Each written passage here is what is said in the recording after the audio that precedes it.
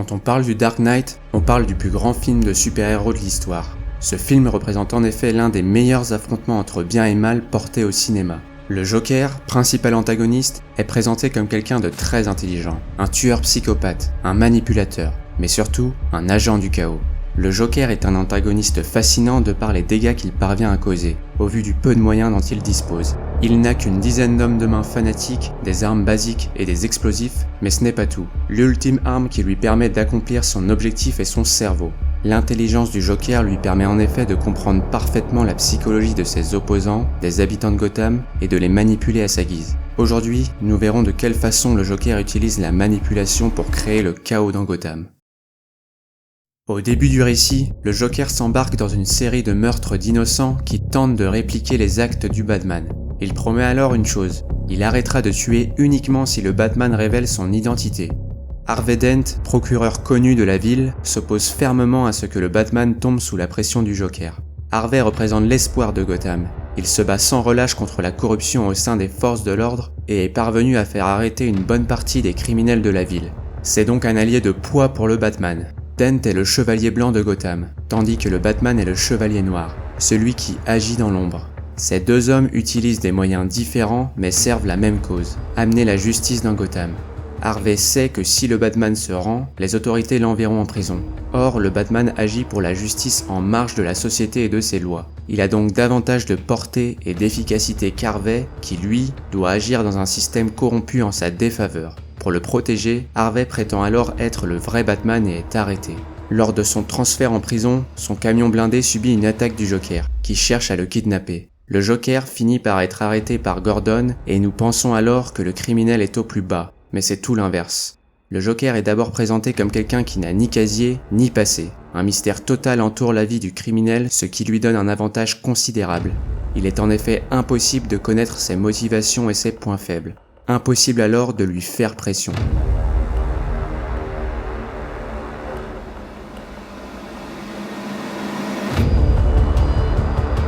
Pour comprendre ce qui motive le Joker, il faut d'abord comprendre sa vision du monde. Le Joker estime que le monde est cruel, et que les humains sont foncièrement mauvais. Peu importe les lois qu'ils établissent ou les vertus qu'ils prétendent avoir, les hommes sont par nature égoïstes et sauvages. Pour imposer sa vision du monde dans Gotham, son objectif est clair, brouiller la distinction entre bien et mal. En faisant cela, il tue la confiance régnant entre ceux qui se battent pour le bien. Si tout le monde est par nature mauvais, comment faire confiance à son voisin ? En tuant cette confiance, il crée le chaos. Plus personne ne croit en l'autre et seul l'égoïsme survit. Chacun se bat alors pour soi-même au détriment des autres. Pour appliquer sa théorie, il cherche à diviser le camp du bien et créer du conflit entre ses acteurs. Il commence d'abord par le chevalier blanc, Harvey Dent, qu'il réussit à retourner contre les siens. Le Joker fait d'abord kidnapper Dent et sa fiancée Rachel. Il donne alors le choix à Batman de n'en sauver qu'un. Amoureux de son ami d'enfance, le Batman se précipite pour libérer Rachel, mais arrivé sur les lieux, il tombe sur Dent. Le Joker a volontairement inversé l'endroit de détention des otages. Il a ainsi donné l'illusion d'un choix au Batman. Peu importe celui qu'il souhaitait sauver, il serait tombé sur la mauvaise personne. Ce faux dilemme établi par le Joker remplit un double objectif. Tout d'abord, il amène Harvey Dent et le Batman vers une profonde tristesse. Deuxièmement, il casse l'union entre le Chevalier Blanc et le Chevalier Noir. Harvey est en effet en colère contre le Batman car il estime qu'il aurait dû sauver Rachel. Ce qu'il ne sait pas, c'est que c'était bel et bien sa volonté. L'explosion engendrée brûlant enfin la moitié du visage de Dent, devenant ainsi physiquement double face. Le Joker se rend ensuite à l'hôpital pour asséner le coup de grâce. Il commence par attiser la colère de Harvey en faisant exprès d'oublier le nom de Rachel lorsqu'il parle de sa mort. Il prétend ensuite qu'il ne les a pas prises en otage car il était en prison. Il sous-entend là que ce sont sûrement les policiers corrompus ou les criminels qui ont fait le coup. Le but est clair, le convaincre que le bien n'existe pas, que tous les humains sont foncièrement mauvais. Il précise ensuite que la mafia, les policiers et le commissaire Gordon ont des plans et sont simplement des comploteurs tentant de contrôler leur monde. Là encore, il met volontairement ces groupes dans le même panier et ne les hiérarchise pas. Les policiers sont aussi mauvais que la mafia, et même Gordon, l'homme le plus incorruptible de la ville, le représentant du camp du bien, est placé au même niveau que ces criminels. Il engendre ainsi de la confusion entre le bien et le mal aux yeux de Dent. Pour résumer la pensée du Joker, ceux qui sont aux manettes sont tous les mêmes. Ce sont tous des comploteurs en quête de pouvoir et n'ayant aucun sens de la vraie justice. Il est alors inutile d'avoir un plan car tout peut arriver, la preuve étant la mort soudaine de Rachel. Il n'y a donc pas de vraie justice dans Gotham, mais il propose une solution pour y remédier, le chaos.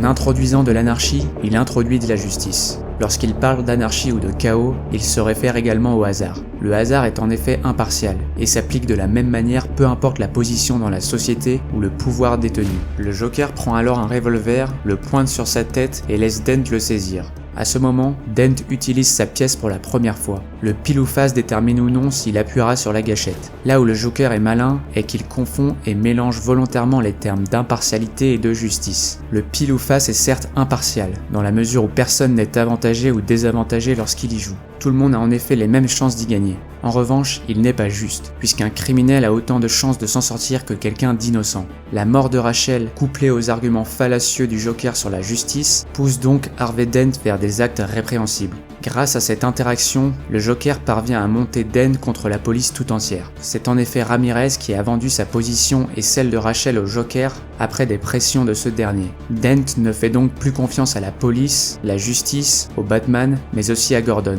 Pour Dent, si Gordon avait davantage combattu la corruption, la mort de Rachel aurait pu être évitée. Cette scène de l'hôpital marque donc la disparition du chevalier blanc de la ville au profit d'un être chaotique. Double face. Le Joker n'en a cependant pas fini. Il joue en effet sur plusieurs tableaux pour instaurer l'anarchie dans Gotham.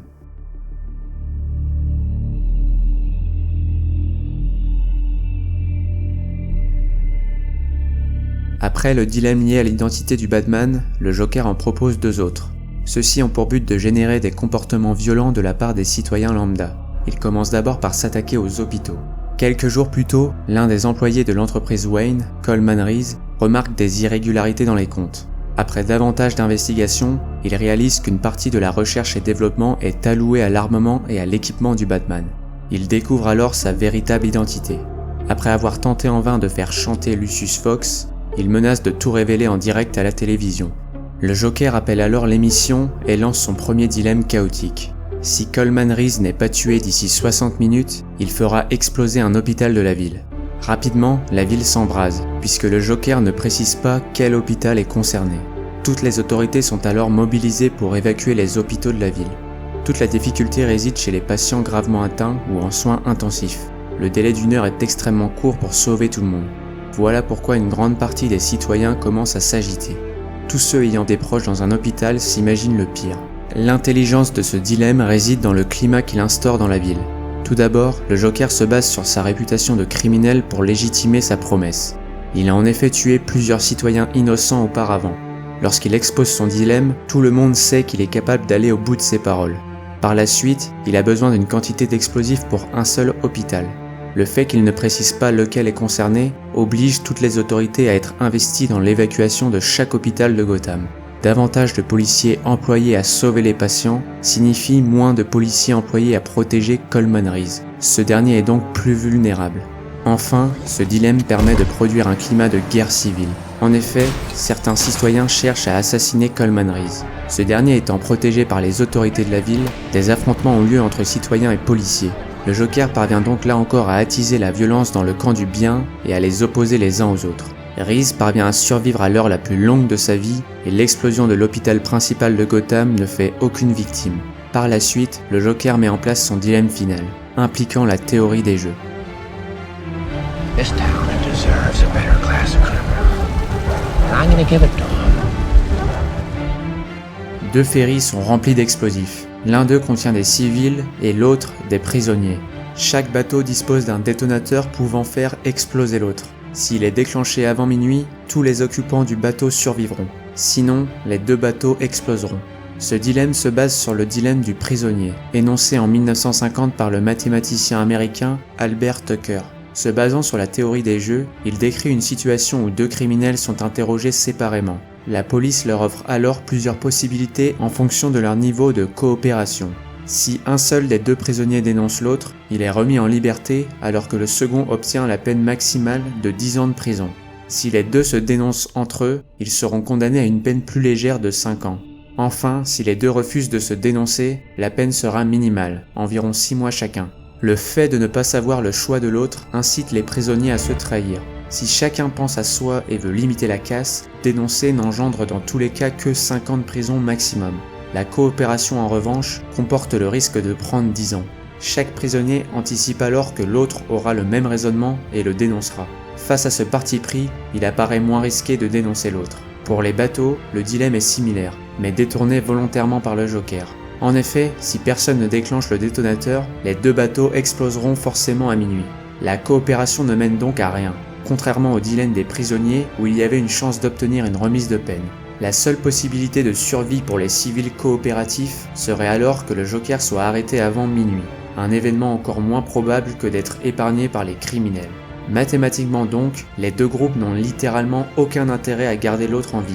En retirant toute espérance de gain liée à la décision d'épargner l'autre, le Joker truque donc les jeux, et contraint les citoyens à s'entretuer. À sa grande surprise, aucun groupe ne fait le choix de tuer l'autre. Chacun d'entre eux a fait preuve de bonté et a mis à mal la théorie du Joker. Les hommes ne sont donc pas foncièrement mauvais. À la dernière minute, le Batman empêche le Joker de déclencher les explosifs, évitant ainsi la catastrophe. Le Joker est arrêté, mais fait tapis. Il mise tout sur Harvey Dent.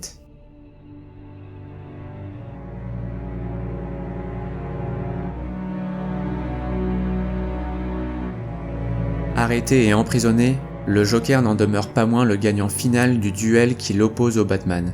La division sur laquelle il mise dévoile tout son génie. Le Joker oppose ainsi l'homme initialement le plus incorruptible, Harvey Dent, contre les siens, Gordon et Batman. Non seulement il a brisé Dent, l'espoir de Gotham, mais en plus, il l'a transformé en un criminel. Dent s'est engagé à venger la mort de Rachel. Il s'en est pris aux deux policiers responsables et désormais s'attaque à Gordon.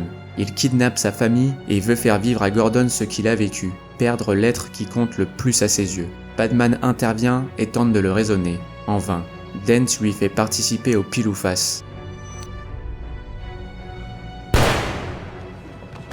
Dent prend alors l'enfant de Gordon sous sa coupe et oblige Gordon à lui mentir, à lui dire que tout ira bien.